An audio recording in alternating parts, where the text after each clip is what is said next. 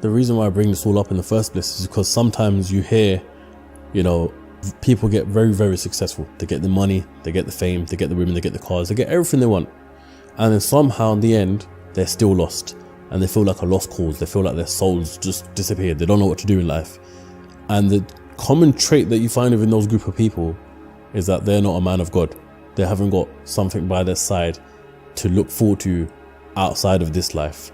So it's good to see that you're a man of God, bro. It's good to see that. It's the assumption that the things of the world are going to satisfy something that is finite, that is something that is infinite. You're an infinite being. You're not bound to this three-dimensional world. If you're going to try and satisfy your soul with the things of this world, you will always fail. If you're going to satisfy it with luxury, bro, what the fuck is luxury? What, a nicer watch, a nicer house, more cars, more houses, better food, more women. None of these things will satisfy. They may make you happy for a short period of time, but the void will still be there, because the void is a spiritual void. It can't be filled by materialistic things in the three-dimensional world. It doesn't work that way. That is why any person that desires to build success, that desires to build something in this world, needs to understand that you take none of it with you. You don't take the money, you don't take the success, you don't take the accolade, you take nothing. But what you will take was your devotion to God in check. What you will take is how you treated other people. Did you love God more than you love the things that God gave you? And you will be tested with these things. Of course. But to whom much is given, much is required. So if God's going to give you a lot, he will demand a lot from you. And yeah, I think we're in our way. It's definitely a journey in a path of self-development. So I'm still trying to figure this entire thing out. But you know what, Luke? Yeah, I actually like you a lot. And the reason for this is because, speaking of these whole worldly desires and things that satisfy you, when I go through your Instagram page, there's not one thing in there, there's not one post that makes me think this guy just wants to show off his money.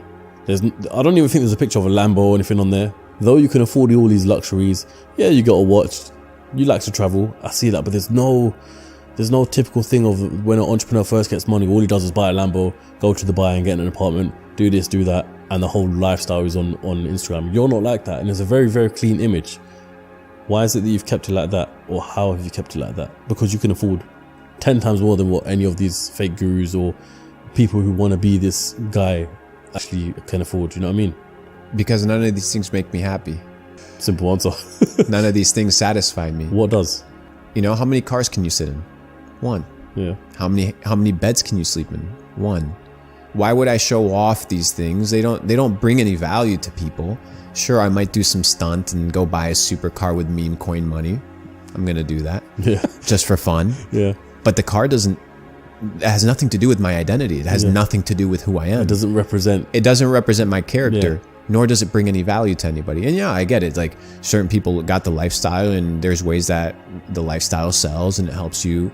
But I don't want these things to be why people follow me.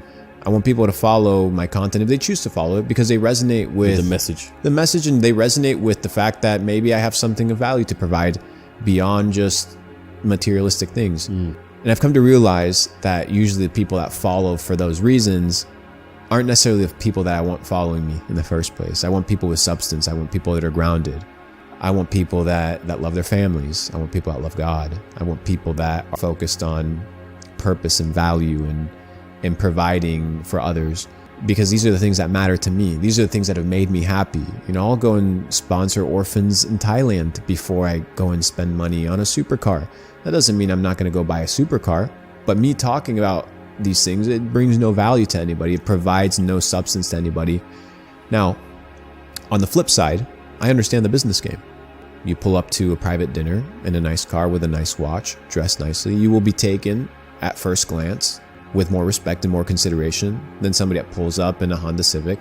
As much as the brokies like to say, oh, you know, billionaires don't have cars, or billionaires don't have the Rolls Royce. There was that cliche thing of Mark Zuckerberg and Bill Gates of, oh, they're not wearing designer or nothing like that. It's a lie.